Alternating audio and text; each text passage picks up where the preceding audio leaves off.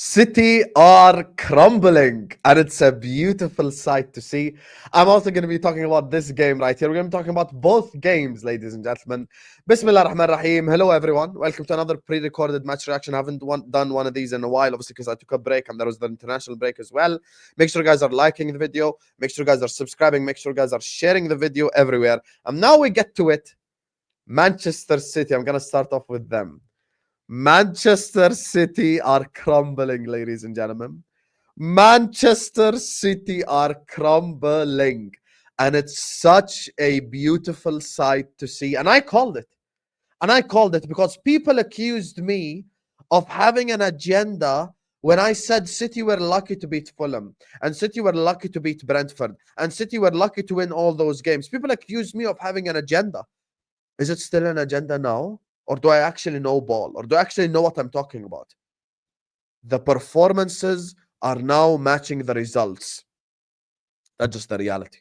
The performances are now matching the results. I'll speak on Arsenal in a second. I was doing an Arsenal Sporting Lisbon watch along because I had no hope that Feyenoord are going to get anything against Man City.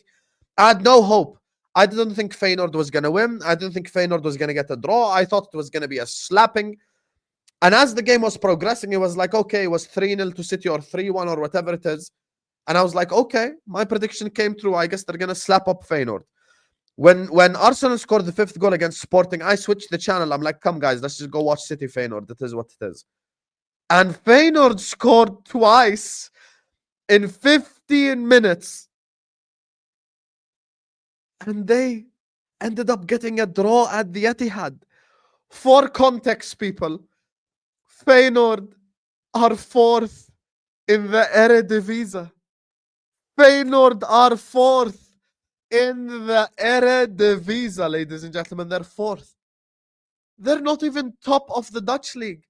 They're not even like destroying their own league, which isn't even considered that amazing of a league to begin with. Manchester City are absolutely crumbling. They're playing with no confidence whatsoever. They're playing with no momentum whatsoever. Kevin De Bruyne, some of the passes at the end, dreadful. Dreadful. Erling Haaland. Sorry, I'm a little bit sick. Erling Haaland gets the ball at the end. He has a chance, like far post. Kevin De Bruyne crosses it to him, and he just shoots it right at the keeper, almost crosses it into the hands of the keeper. This is unbelievable. Josko Gvardiol. I'm one of the people that puts Josko Gvardiol on the team of the season at left back. Wow, he's so amazing. Josko Gvardiol has been playing incredibly well, etc. And even Josko Gvardiol is causing City to concede goals. And last but not least, Ederson. Ederson. Oh my days.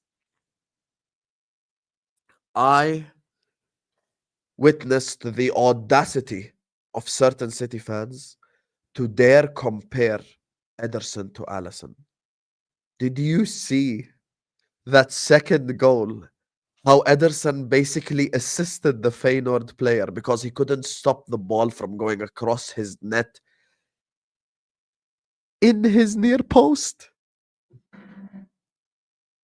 Near post. He's standing here. I'm Ederson. He's standing here. The ball comes like this. This is how much space there is between him and the post. And he just kicks it into the post and onto the Feyenoord player. City have no confidence. City have no confidence. And inshallah, God willing, we end their season once and for all this Sunday.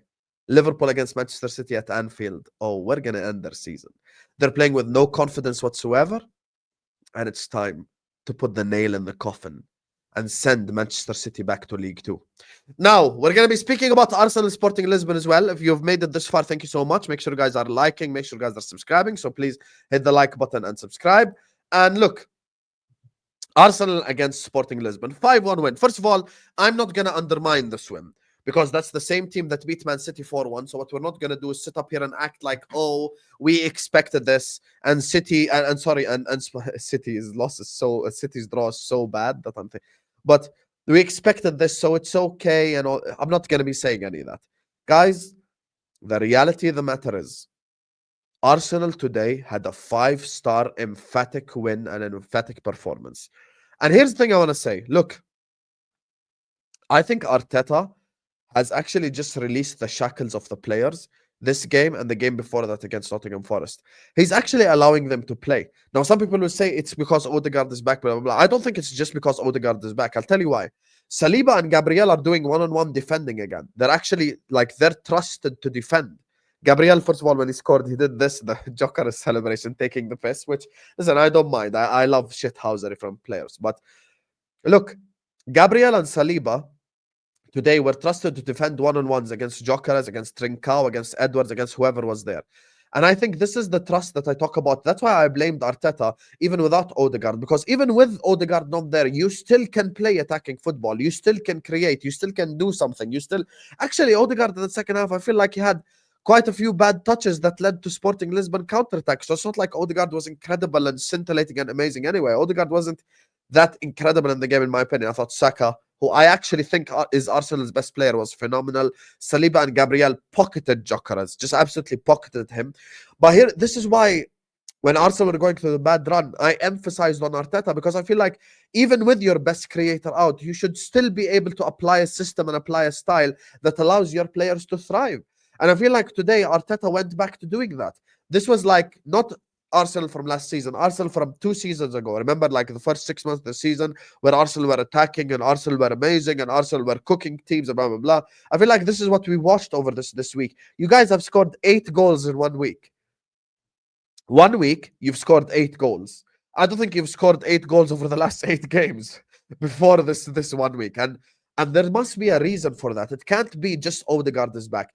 Timber and Calafiori were high up the pitch. They were like flying fullbacks, you know? They were doing what Trenton Robertson did under Jurgen Klopp. They were just high up the pitch. And this comes from trusting Saliba and Gabriel to defend. And Thomas Partey is having an absolutely fantastic season. I think he's been Arsenal's best midfielder today. Once again, Thomas Partey cooked. I have to say, for me, Bukayo Saka, listen, with all due respect, I think I rate Bukayo Saka higher than Palmer and then Foden, and for right reasons, because this guy is just unbelievable.